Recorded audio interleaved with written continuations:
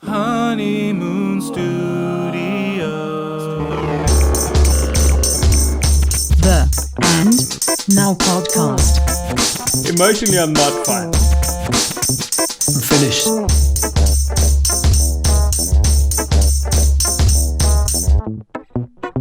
Okay, I'm ready. Are you ready, Nicholas? I'm ready, Rob. Oh, I forgot your name there for a sec. That's a good start. How are you, Nick? I'm much better than there was. You can't speak at all. And I was on our last episode. Yeah, we spoke over the weekend. No, it wasn't over the weekend. It was yesterday. When did we speak? No, well, the time has been reclassified, so it could have in the old system it was approximately 3 days ago, but in the new world of time it was this morning. Well, whenever it was, I realized that you were going through a lot more than I realized. I didn't know you were going through quite so much stuff emotionally. Yes, that's because I've spent a lifetime hiding that. Very good. You said something to me which I found so interesting, is that you jumped in so quickly to this new space and creating work in the post-COVID era that you didn't give yourself a chance to actually have a meltdown and have a oh fuck moment. And then Correct. When we recorded our last episode, you were kind of having that moment while we were while we were interviewing our guest. In fact, I hit the depth of that emotion. What was going through your mind exactly? Well, that particular day, I'd really been struggling. I don't know if it was that day or the next day, where about 3 times during the course of the morning, where I was meant to be homeschooling my children, I actually just cried. I went and cried in the corner once. I remember leaning over the stove and I couldn't quite give myself permission to do it because I felt like I was being a victim. That's what I would say to myself. So I don't give myself a lot of space to be in that space. Yeah, I remember, what is it, our very first episode of this podcast, you described crying as a wet patch rather than saying I cried. Yeah. Wow. That's so interesting. Our guest today, Mr. Stuart Goldsmith, I was listening to one of his podcasts, which we'll talk about, the one episode where he talks about resilience and self-care. And he was saying he's actually made it a point to kind of schedule in a cry, which is what Gilly had said as well, because of all the, schedule in a cry.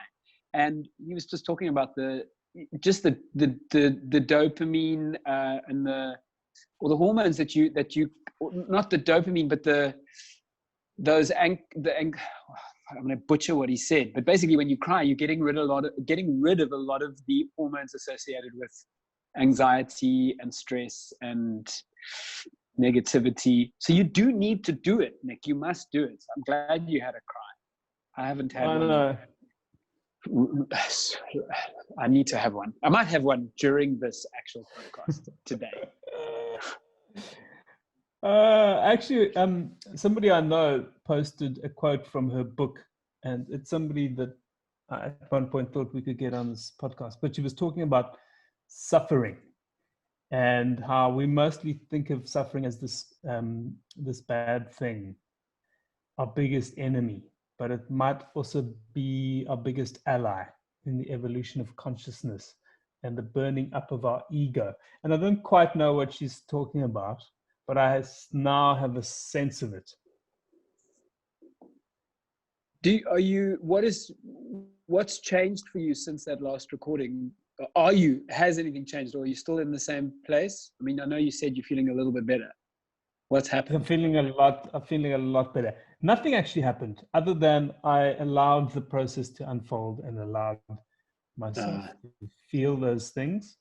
And I realized actually it helps me to cultivate empathy, not just just to cultivate empathy for myself and other people experiencing the same thing. And I somehow, because I bypassed all of that, that wasn't present for me.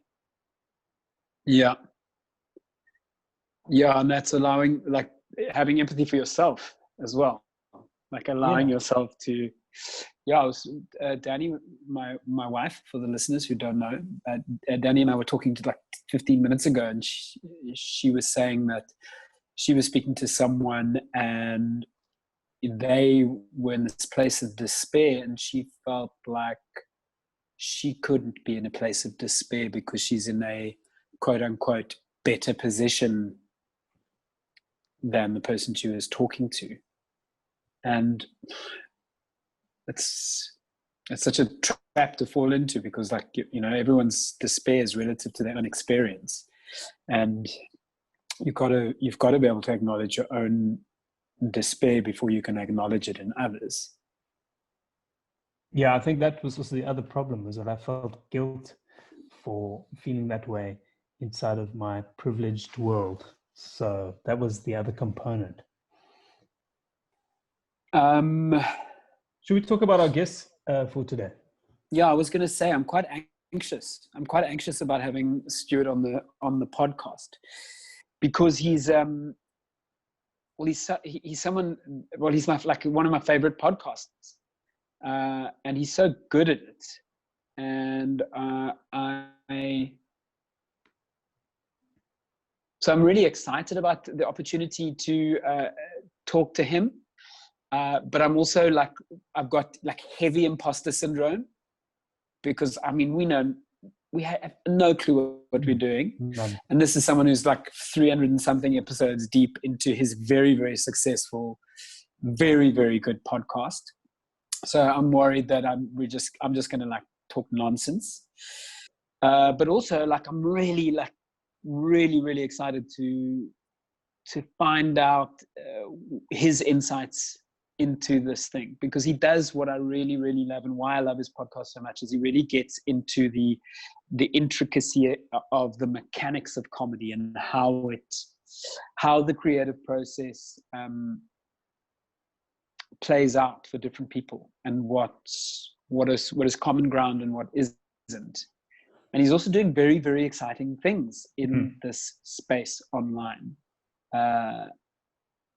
So I'd love to I'm interested to get his insight from a perspective of as a creative making stuff, but also as someone who talks to other creatives and is very, very interested in their creative process. Yes. What I think is, because to give you, the listener, some background, I had the good fortune of working with Stuart Goldsmith, in fact, on his last pre-lockdown show. I think I'll ask him that question. And I think that you and he are very similar, Rob, in many ways. And it's interesting, your imposter syndrome. My imposter syndrome is, I'm just really like the Yiddish matchmaker. Did you ever watch Fiddler on the Roof? The shotgun matchmaker, make me a match.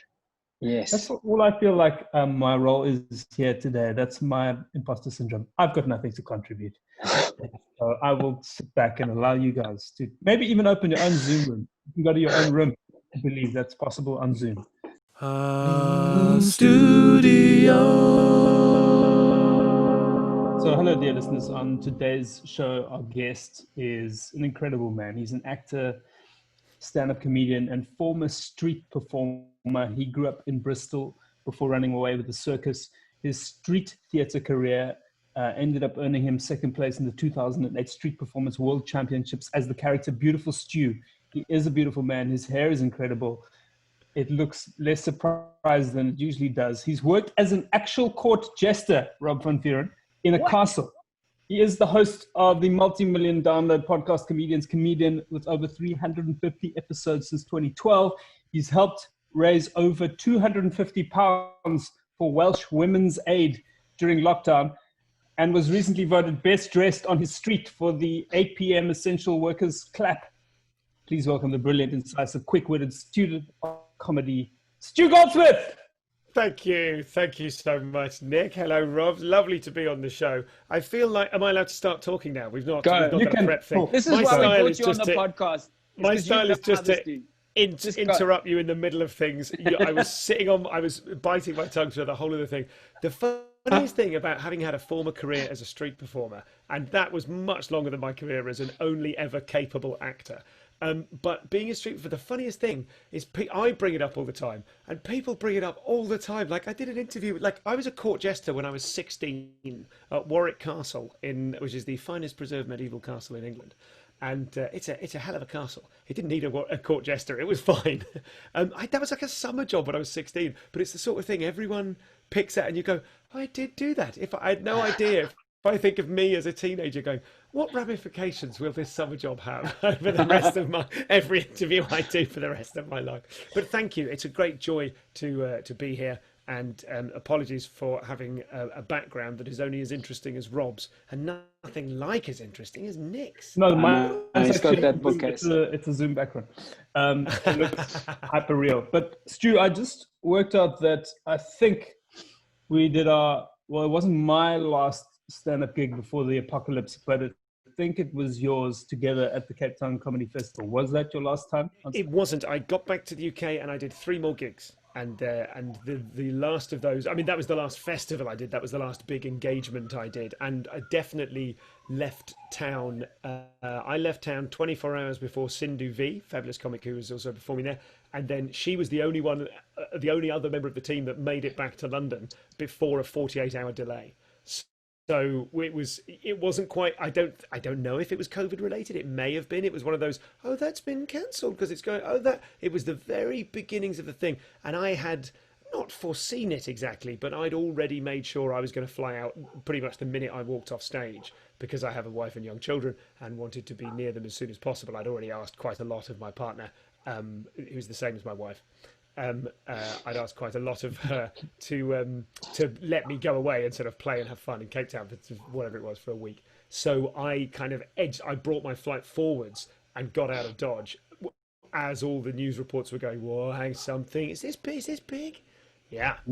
I actually recall, I can recall you emceeing and every night saying something to the effect of Corona, Corona, Corona. Funny, I think of that all the time. I would lean forwards and go to shake. I'd walk on stage. This is my first. Well, I would actually be bounced onto the stage through a trap door, which is the first time in my life I did that. What a joy! But I would then pretty much the first thing I would say is like, great to have you. This is like a whatever it is, 1,200 seater, and I'd go up to the front row and I'd say, hey, how you doing? Put my hand out to shake theirs. They put their hand out, and then I'd switch and give them the elbow and go, whoop, Corona, because back in those days it was just a funny thing that was happening. Woo-hoo. Whoa, I don't think I get much mileage out of that gag now on any of the gigs I can no longer do. Yeah, Stu, I've got to say, I've got to just address this. Like, it's you are one of my favorite podcasters out there. I mean, like my top 2, without a doubt, comedian podcasts. It's a Comedian's Comedian and the Good One.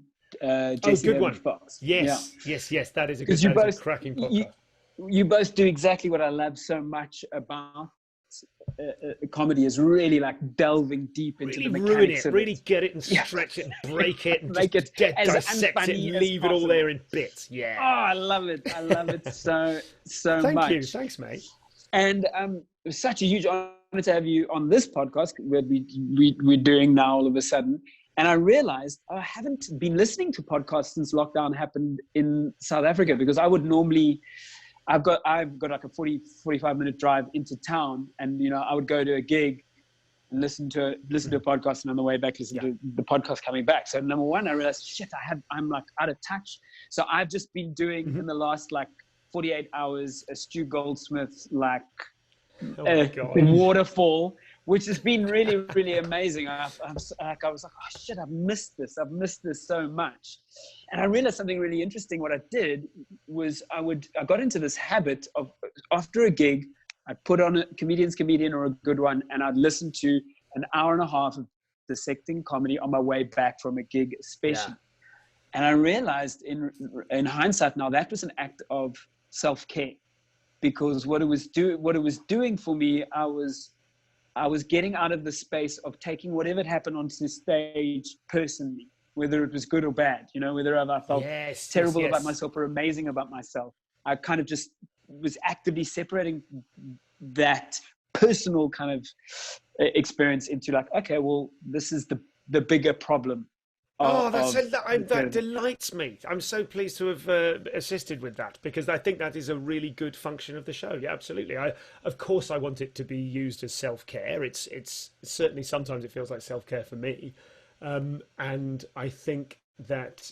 I love the idea of that. I don't do that with other comedy podcasts. I do because I get enough of that at home, as it were.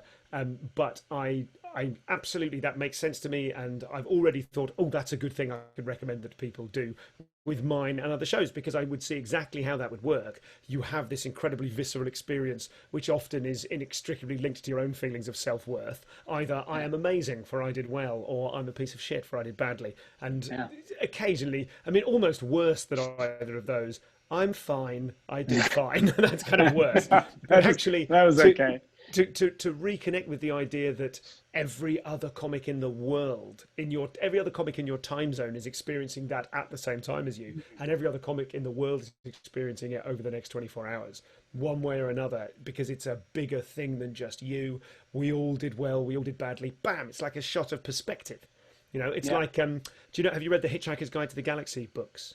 Yeah. You remember at one point they plug Zaphod Beeblebrox into a machine that's attached to a cupcake or something. There's some sort of moment where they try to kill him, but the way they try to kill him is by making him realize how insignificant he is in the universe. It's like it plugs you into a machine that basically lets you see a real size map of the entire universe with a microscopic, infinitesimally small dot saying you are here, and it's supposed to kill you.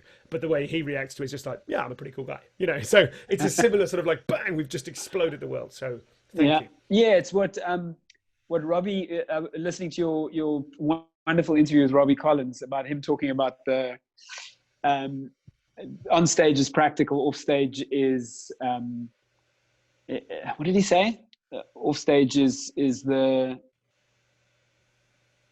what was the word? He's on stage is practical, off stage is when you get to talk to other comedians and get a perspective on theory. Exactly. Yes. A perspective on what you're experiencing, that you don't feel so alone in it, because it can be such an incredibly lonely process. I think a big part of the show for me, as the person who kind of steers it, I realise now it was an attempt to knit myself into the community, really, an attempt to celebrate that. I mean, it's one of those things I didn't go into it thinking that, but clearly the way I've done it, looking back at it, I'm like, oh, because of the street performing background, when I came to comedy, I would go to the Edinburgh Festival every year, and I would already have my close-knit community of street performers. And so I didn't really involve myself in the comedy community as much as I might otherwise have done. The day job I was giving up when I was an open micer was being a street performer. So I could do both for a while. I didn't stay late at gigs on Friday and Saturday nights because I get up and do Covent Garden shows, and I had to get up at like 7:30 in the morning to go and do street shows. So I missed out on some of the... In some ways I missed out. I had that other community, but I felt like I never felt as sort of sticky, as engaged with the comedy community as I felt I wanted to. I really wanted that aspect of it. I felt like we were all noble warrior poets, and we were all linked and bonded by this thing. Now, of course, various revelations have happened as a result of that, where I'm like, oh, some of us are pieces of shit. The entry level is so low, like to become you do a gig and then you're one of us. That does not somehow cleanse any of us. That doesn't mean that we're all noble at all. Although it is nice to have things in common with people. But also, I have discovered through doing the podcast that almost everyone feels like that. Everyone feels like the invisible person of comedy. That's I'd like to say the invisible man of comedy, because then it's relevant to a thing, but I'm trying to not be too gender oriented. And all of us feel like we're invisible. Everyone else is doing better than us. And all of us feel like that FOMO thing of like when you're at college and there's always a better party happening somewhere else. All of us at times feel, maybe not Robbie. Robbie's cool as fuck. He probably knows he is the party, but most of us, I think, feel like there's more of there's a bubble of comics and I'm not in it. So much of what I've discovered through doing the podcast is that we are all of the. It's just like observational comedy. You know, when you're writing an observation, if you try to write what you think happens to everyone, you end up with a bland, blah observation. But if you try and be honest and specific about what happens to you, you will find that people relate to it. And I think that, do you see what I mean? Like if you try and reveal a true, honest thing about yourself in real forensic detail, that's when people go, oh God, I do that. And it connects. Yeah. Whereas if you do plane travel, people are like, yeah, whatever. So I think in the same way, there's a parallel to that your view of the community, the journey you were on is the journey that everyone is on. Yeah. And it's in the specificity that there is the commonality. It's like the exactly right. Yes, that's a much faster way of saying everything I said for the last 5 minutes. Yeah. I was going to say, one of the things I love about this idea of creating community or knitting yourself into the community is that you then experience being for people. You said this great thing, I think it was with Brett Goldstein. The purest thing in comedy is when you love someone so much, you're happy to see them do well. That is a lovely episode, because there's so much love between me and Brett, and he's so, I mean, just for context for your listener, that it is like he didn't want to be on the show, and I kind of semi-tricked him into it by pretending it was something else, and that was honest, it was something else, but it inevitably turned back into just the show. And so it was there's this lovely kind of fencing thing of I'm trying to coax him out of what he, coax out of him what he actually thinks. And because of that, weirdly, that episode got much deeper than some episodes, because I could be really brazen about the fact I was trying to go deep using the language of, hey, come on, I'm trying to trick you and trying to get the stuff out of you. Sorry, I forget your original point. No, well, I was just saying, I think what an amazing way to not just get into what's behind the watch of what makes comedy work, but also creating community. Yes. I'm sorry. Yes. When you love someone enough that you're happy for them to do well. Yeah. That's one of the worst things about comedy is our entry point into the open mic competition circuit. And the fact that in order to become the thing you want to be, you have to be surrounded by people who are doing it badly and accidentally teaching you ways to do it badly and ways to do it the same as everyone else. And we're all there as this lovely little kind of new pink baby comedian going, what must I learn? And we go, oh, we must learn that we always open with a joke about our appearance. Oh, is that what we must all do? Because we're in this terrible incubator, really. Yeah. And similarly, you go through competitions. There are sort of, at one point when I did them, there were 4 main ones, say, in your first 3 years of comedy, 4 potentially big name competitions that could really accelerate your career. And in those, you would be in competition with your peers. And I think I will never forget my friend Robert White, who has since gone on, he's done like Britain's Got Talent and really found an audience for the really mad, vivid stuff that he does. I remember him saying to me years ago, I hate comedy competitions because it's like saying, is this egg better than this hammer? We are trying to compare absolutely non-alike things. And to be inside, not only is that system insane, but for us to be inside it with our best friend wanting them to fail. We've all done that. Like, I had a good set. It wasn't my best set, but it was good. And if everyone else does badly enough, I'm through. And I can have a chance to do my best work next time, What a hellscape that is. So everything I do is an attempt to kind of rescue the thing I love from the clutches of all of those negative influences. And I don't mean they're external influences. I'm not saying people who run competitions are bad. I think they're self-interested, as are we all. But I mean the internal, like, if you leave a bunch of comics in a room, they will create a comedy circuit with all of its good things and bad things and industry and prejudices and everything else. They come from us. But I think what I'm trying to do constantly is rescue the thing I love from itself, from what dicks we can all be. Yeah, and I think that's something that's very present throughout the podcast. It's not only that, but also you obviously someone with a great deal of empathy for other people and for other artists in particular going through the creative process, and that's something that's just kind of there as an underlying thing on when you're dealing with all your guests. And I suppose, and something that I wanted to talk about is where it's most don't want to say obvious, but where it is kind of laid bare is that episode you did just at the beginning of lockdown, where it was, you called it kind of a com pod, where you talk about resilience, and it was really just like this heartfelt message I'd completely to people forgotten I did that. Yes. It sounds like you did it in your car, and you kind of did it on an impulse, and you talked a lot about, I'm not going to edit this, I'm just going to let it go out. And it really, really resonated with me, because I saw that so much of what is underlying what you do in that. And I was also interested to know, so, I mean, it felt like it was what we've been dealing with, I think, with myself and Nik, the conversations we've been having is really about dealing with so much of that, of being gentle with yourself and being gentle with others, and kind of navigating, like trying to navigate this process. And I guess I wanted to also know how do you feel from then? Like, you talked about taking social risks. You talked about be the first to do something like the singing from the balcony, or how are you feeling about that now in retrospect? Are you still in that kind of space? What are the tangible benefits you have taken from the lockdown?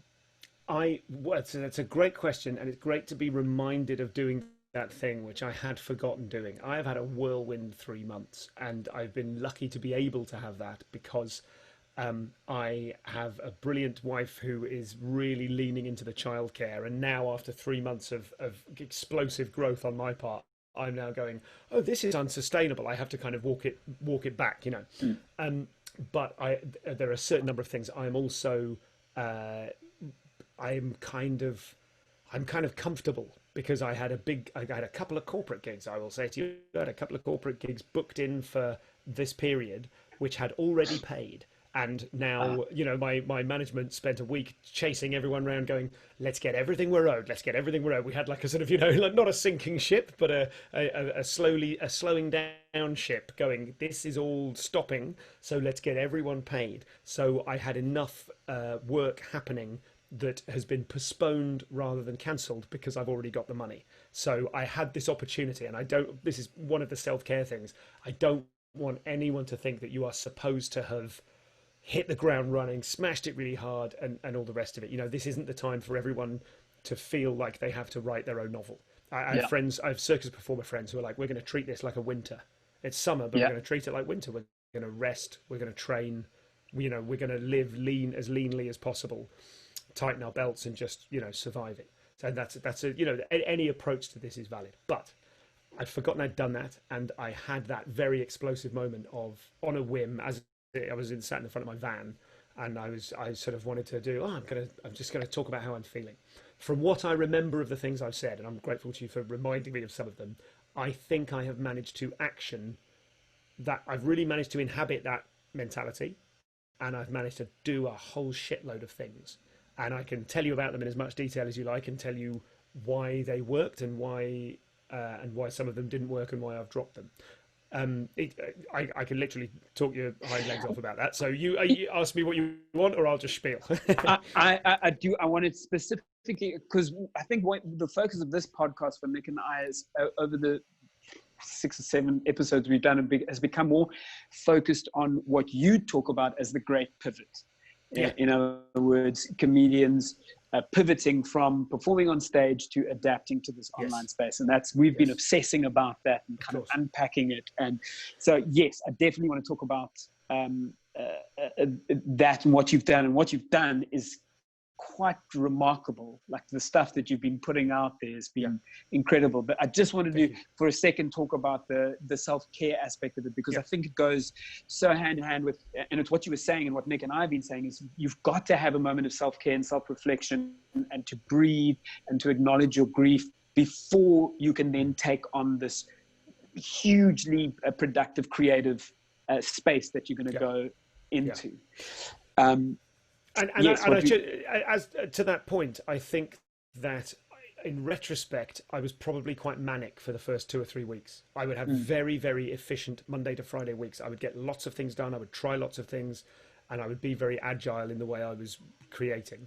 And then at the weekends, I would stop doing that. I would go, finally, some rest time with my family, and I would become very depressed. Not because of them, but and I would just not have things occupying my every minute. I would become very restless, and I had some real crashes, like old school. I think I said to Brett, like old school 2004 depression, like, oh God.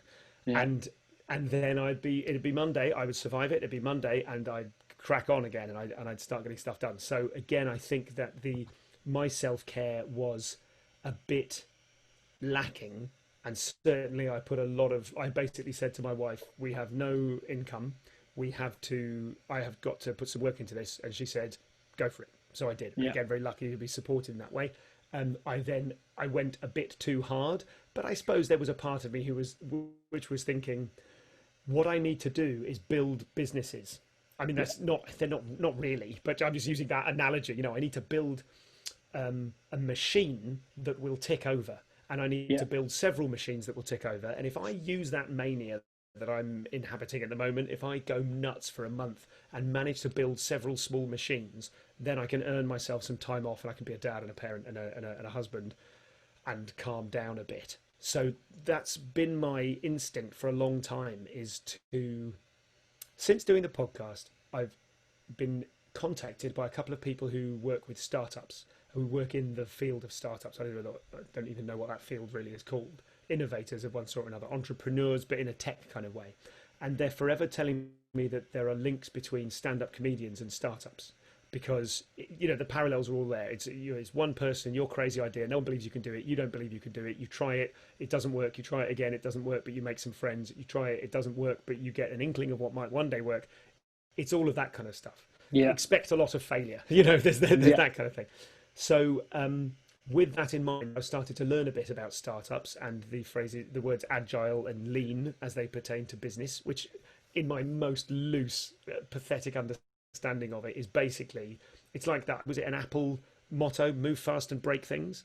So you want to build a business, have an idea, try it just as you would write a show, as you'd write 10 minutes of new material, go out and try it, and you go, one bit's good, I'll ditch the rest and I'll expand that bit. I'm trying to embody that with everything I do. So I thought I've got to create some atmosphere online, because I'll die without gigs, I've got to be performing or something. So I started looking into using conferencing tools, Zoom, Google Hangouts, and a couple of others, and trying to make what can be achieved in this. And every time I happened upon something, I'd go, brilliant, let's try and break this. When is too many people? When does it when does it fall apart? What's good? What's funny? Rather than just, I'm going to make a gig happen, let's try every possible type of gig that we can. And at the end of the week, go, great, let's follow that one. Let's pursue that one and ditch all the... And this is how you came up with the Infinite Sofa 100%, format. yes. Yeah. Yeah, so the ambition of that show boggles my mind. It really, I was watching and I was like, shit, he's taken every problem that we have, and he's just he's diving straight into it, and he's just ripping it apart and embracing it in a way that's thank you. That's lovely to hear. That's lovely. It's incredibly inspiring, but fucking terrifying. I looked at it as oh God, this makes me so anxious to think what he must have gone through. It's just lots of versions of it that didn't work. We did a version called the Escape Pod. We only did it once. That was the proto version of it. And we realized, okay, Zoom is good for this. Zoom with roughly 12 people in it. That's manageable. I can see them all in one screen. If someone says something, I can look at them quickly without it taking ages. So 12 people we think is the magic number. So we created a Zoom room, and we thought, right, what we'll do is, before we even streamed it, before we pushed it out to anywhere else, Twitch or Facebook or YouTube or wherever, we did the escape capsule. That's where all the cosmic branding comes from. That's left over now on the Infinite Sofa, because the point was, we realized, okay, what does Zoom have? What are the capabilities? It's got a chat function. You can do polls. You can record. You can, we just I contacted my listenership of ComCom, and I said, does anyone really use Zoom? And a woman got in touch called Amanda, who lives in Australia and uses Zoom to give talks about the psychology of breastfeeding to mums who are hundreds of miles away. I'm like, great, tell me everything Zoom can do. We had a big chat about Zoom. So then we thought, it's got a waiting room. So we can be in the thing, I can kick someone out and they're out of the game. And then you can let them back in and they come in. So I built the Escape Pod. So we do a show, we play games, and every so often I kick someone out and let them back in a couple of minutes later. But at the end of the show, when we hit this time limit, anyone who's not in the waiting room gets to survive the crashing spaceship or whatever it is. We did that, and I went, well, this is fun. But actually, all the things we discovered in that room are way better than this lumbering analogy of a spaceship, you know what I mean? And actually, what we realised is the best bit about it is the interaction between the members of the public. And that was one of many light bulb moments where I went, right, this needn't be about me creating an hour of content every week. The people are the content. So then you start thinking, great. So it's, all along the way, what I'm trying to use is everything that is a negative to turn it into a positive. That's what guerrilla fighters do. They go, it's in the hills of Afghanistan, or there's no roads and it's all over the place. Great, then we can't be invaded in the hills. Do you know what I mean? So you just try and use everything negative as a positive. So there's a brilliant comic in the UK called Scott Bennett, who was just breaking through when all this happened, and he very quickly, he was like the first one of us who got online and went, this is Scott Bennett's show from the shed, and he did stand up in his shed, and he did it on week one. It was like the Thursday of week one. He went, here's my show, and he did an hour of stuff, and now those are still going, and he's changed it, his wife's involved, and all the rest of it. But I thought, I don't love joke writing enough to do it, to knock out an hour every week. I thought, what could I do? I love hosting. So the point I'm trying to make is, it is a happy accident that the Infinite Sofa draws on my ability as a podcaster, as a TV warm-up, as a comedian, as an MC, as a, all of those things. It draws on all of those things and puts them together. And it draws on my love of community and my desire to not be the star, but simply steer everything to happen. And it draws on the fact that because I used to be a street performer and an actor and then a comedian, I know everyone. So I can go, great, let's get a big celebrity comic who's a mate of mine, some new talent who I follow because I'm into the podcast, and whenever I go to a fringe, whenever I go to a festival, I watch 60 shows. So I know who everyone is and what's happening and interesting and new. And I know a bunch of carnies, so we can open the show with a fire breather and close it with a bed of nails. Yeah. So all of those things, it's a happy accident. Like, it's the most me thing I could possibly make. But is it a happy accident? Well, I have allowed myself to discover the happiest possible accident by trying everything I possibly could. So there's an element of trial and error involved, that it's experimenting to find that thing. 100%. The key phrase is, my friend Pete Dobbing, who's been on the show, I don't know if you saw him, and he's done on the Insiders Club, which is the subscription element of my podcast, the paywall bit. He and I have done occasional interviews on there because he's just an incredible ideas person. And he said to me years ago, and it changed my life. It was about a sketch show at the time, but it's pertinent to everything. He said, your only job is to make heroic, imaginative mistakes as fast as possible. That's the job. That's the job of a comedian. That's the job of anyone. That's the job of an entrepreneur. Try everything you possibly can, because then you'll end up innovating. So I have regarded this. So it is a happy accident, but it's a happy accident for a reason, which is that I ran towards it as fast as possible. What can I break? What can I change? What can I play with? What can I discover? And so now I have a variety chat show, which is unstealably me. Yeah. And the point of it sort of uses, like, I'm not an internet person really. There's a couple of sites I like, but I'm learning about it's on Twitch now. We went exclusive to Twitch because there are certain benefits, and we thought, I know. I immediately Googled Twitch. I was like, what the fuck is Twitch? What is he doing? Where are we? So Twitch is a platform that I thought of until 3 months ago. I thought of, like, oh, that's for 12-year-old gamers. It's for adults. It's for men who are our age and who have our haircuts, to be setting up a stream of them playing Call of Duty while a bunch of 12-year-olds insult their mums and occasionally chuck them a couple of quid, a couple of pence, whatever. And it isn't. That is like thinking that YouTube is for cat videos. It is simply a platform with which you can do anything. And that's been happening for a while. Apparently in Asia, there are loads of chat shows on Twitch. Great. I don't know. I've not seen any of them. But so then we go, right, we found this platform, we found a thing. So now we have these elements. We have the conversation between me and the celebrity guest. We have the conversation between me and the audience, the conversation between the audience and the guest, the conversation between the audience and each other, and the chat, the live stream, where, say, there's 12 people in the room, there might be 200 or 3,000 in the chat stream. And there is a relationship between the chat stream and the guest and the audience and me.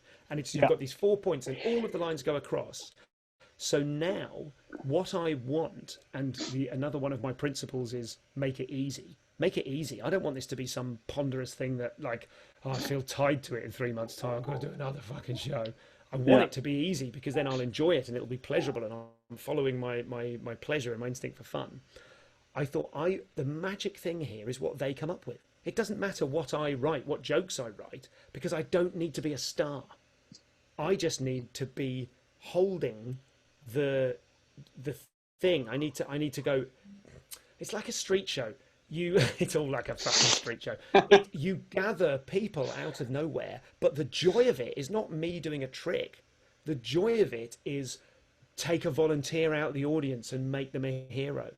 Challenge someone from the audience to do something out of character somehow, and everyone's like, they're great. This is what Tapeface, the boy with tape on his face, or Sam Wills, I don't know if you know him, now has his own theatre in Vegas because of this principle. You make the member of the public a champion.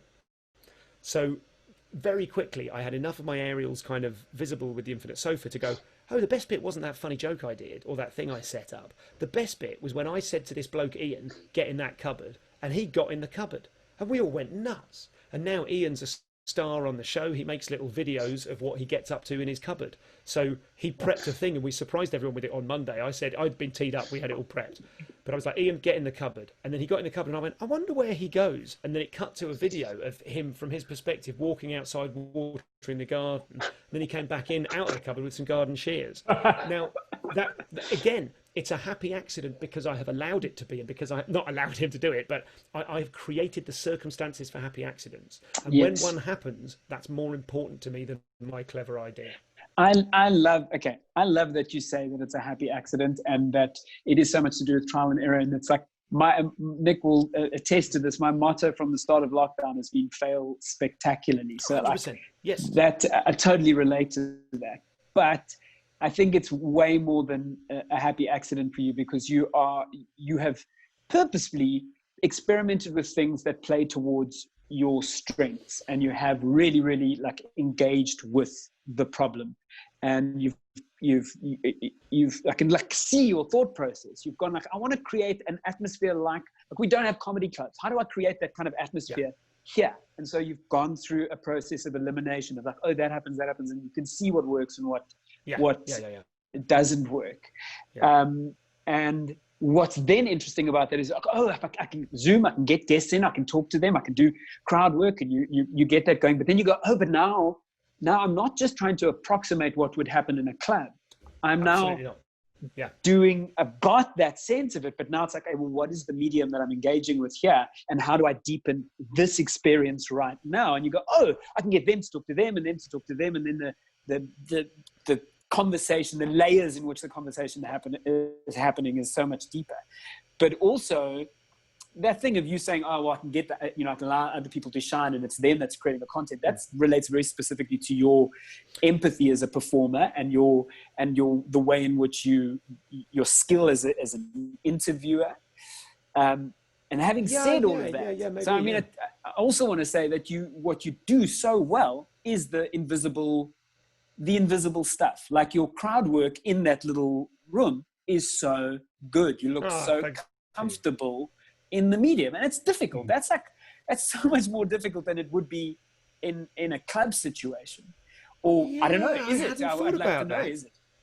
I seem to, and like that really struck me. I was like, wow, he's so comfortable doing this, and you orchestrate it so seamlessly in what is a very, very tricky space. I don't know why that is. Thank you first. Thank you. Yeah, I'm really excited to hear that. A couple of people have sort of alluded to that, but I suppose I am more comfortable. I mean, I'm a host. I hosted the show that we did with Nik in the Cape Town Comedy Festival, and I love hosting. But I suppose what I love about hosting is the same. I love the possibility, but I suppose when I host live, I feel less inhibited hosting online than I do live, and I don't know why that is. I think it's because I'm running the desk, right? When I'm running the Infinite Sofa, I am the director and the producer and the floor manager and the warm-up and the performer and the writer and everything. And there is another producer who kind of organises the stream for me, so I don't have to think about any techie shit. And that is, I mean, you've done the same thing here, clearly, with Marcus, who's producing this show. Find a nerd. That's thing number one. Find a nerd. You can learn. Sorry, Marcus. You can learn all the stuff later if you need to. First, find someone who's an expert and build a relationship with them and say what is possible, even if it's just a conversation. And then that conversation, I found maybe. I don't mean nerds. That's a really unfair thing. I think of myself as a nerd, but you find an expert, and then have lots of conversations with lots of experts. And in the back of your head, you're almost sort of you're seeing where everything can go, and you're also auditioning for them for who am I getting along with, who's saying useful stuff, who's surprising me with their ideas. Great, you're my favourite expert. Let's do that. So, I forgot my thread. So crowd work, because I'm running it.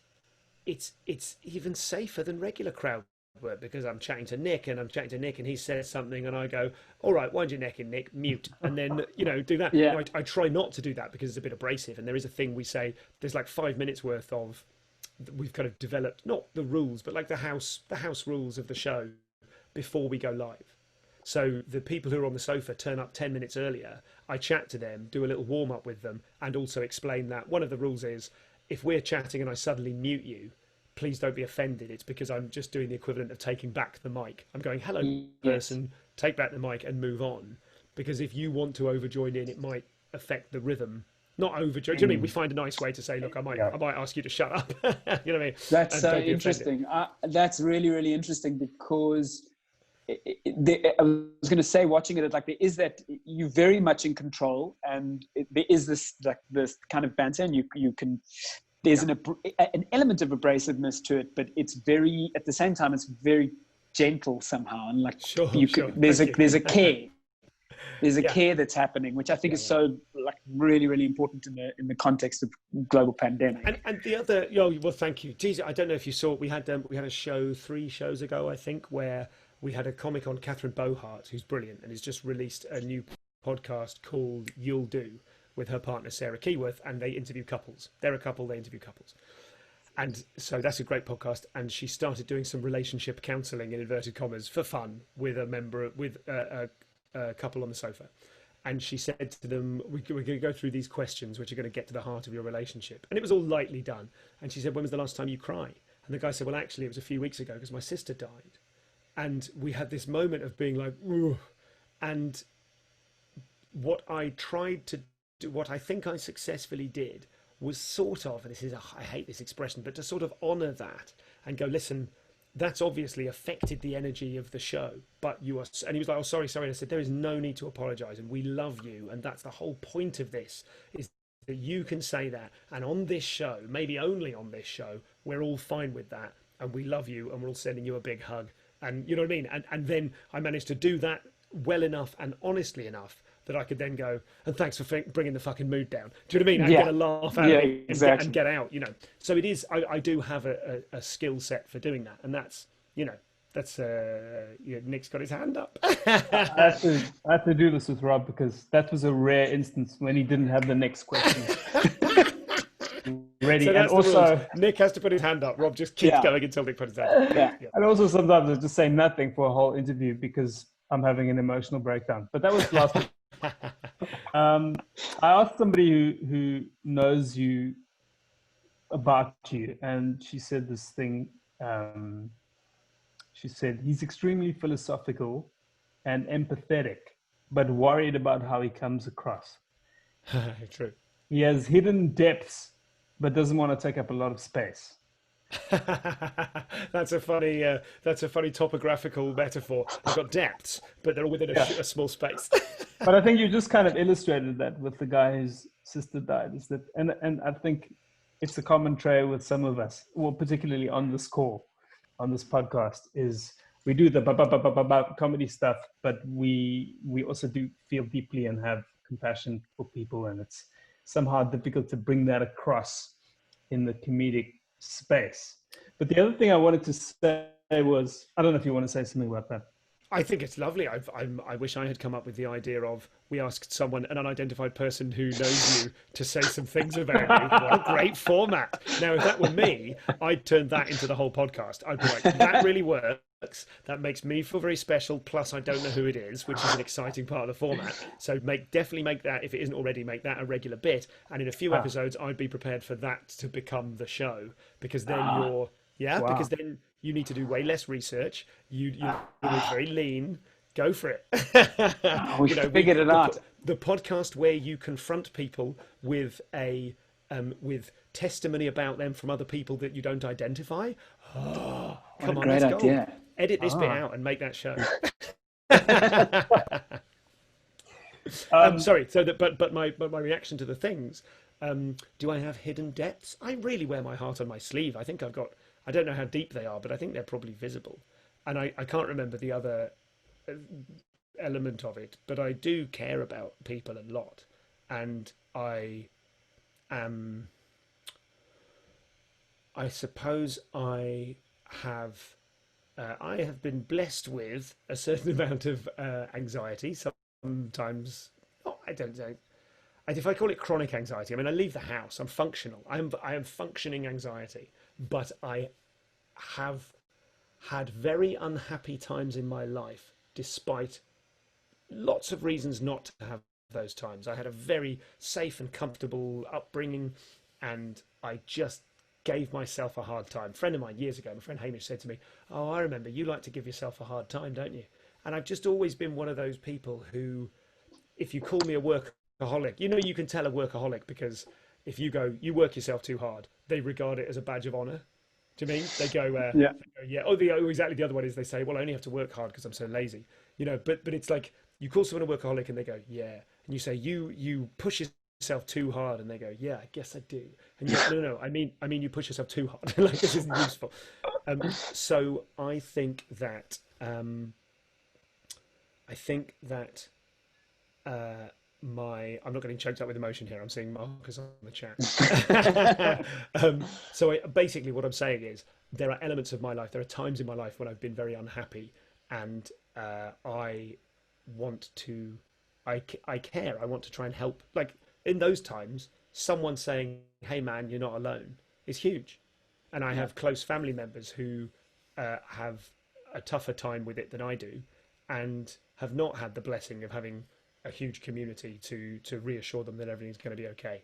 So I suppose at the center of everything I do, I mean, one of the centers of everything I do is a very selfish desire to create a brilliant thing that ticks over and will pay me so I can sit on a beach and eat ice cream. But the other one is to sort of somehow use that thing that I've made that enables me to be lazy to try and help. I don't do big charity gigs. I don't feel like I'm a big, there's a guy in Bristol called Mark Olver who just raised 35 grand for charity. That's grand, not rand, for charity by putting on this enormous thing and orchestrating this thing. I don't think I'm that much of an organizer, but what I do care about, and it comes through in the podcast and the sofa and everything else, is the reality of people's emotions, and the fact that someone saying, hey, it's going to be all right at the right time can make a tremendous difference to people. Now, I'm not much of a listener. I am on the podcast, and I think that's where I get all my listening done, because the rest of the time I'm on transmit rather than receive. My wife is a receive person. Me and all of my friends are transmit, and she can find it very tiring, and rightly so. Comics are almost always transmit people. Yeah. Almost always. And I wish I could receive a bit more. But at least the way in which I'm transmitting, I could try and use that for good rather than for stardom and money and things like this. I did an NLP. There was someone who was into my podcast who was beginning to be an NLP coach and offered me some free coaching while he was going to use me out as a sort of guinea pig, test me out. And he gave me this thing to fill in about what, it's some sort of personality test like you'd probably do if you had a job in corporate finance or something, one of those, hey, what should I be doing tests. And I was staggered by the results, because the results came back, and of the 9 things it looked for, it said I scored incredibly high on desire for community, and I thought, fair enough, and incredibly low on desire for fame and stardom. And I went, well, this test's obviously bullshit, isn't it? Because obviously I want to be a star. And the more I thought about it over the next week, I was like, oh, I don't think I do. Like, I want to feel sort of, oh, you've both frozen. I'll keep talking because you'll probably come back and the tape's still good. I want to be significant to the right people, but I'm not interested in being famous. And that thing of like, oh, actually, community is more important to me than stardom. That over years, that was a few years ago now, has sort of really, I feel like, oh yeah, I guess that's where I'm going. That's where I'm headed. Like, I don't do a lot of the things you're supposed to do as a comic, and I don't really care. And I think the most exciting thing for me as a sort of overarching theme of my career at the moment is that I am becoming, I don't mean not just a comic, the word just I don't mean there, but I'm becoming something different to a comedian. I'm becoming one of those people for whom comedy is a thing they do rather than everything they are. And I think for a long time, comedy had to be everything I am because it was my noble pursuit and we're all bonded by blood and all the rest of that stuff. The lockdown and global pandemic and isolation is forcing a lot of comics to reassess how they define themselves. Because if you defined yourself, not just your worth, but yourself with the fact that you are a comedian, at Covent Garden, we used to call them buskerados. People who are buskers who walk around in their costume the whole time with crazy hair and a leather jacket. There's millions of buskerados in comedy, as you know. And if that was your thing, and that's everything you are, and I prop up the bar and I do my gear and I get out on the road, and you can't, then who are you?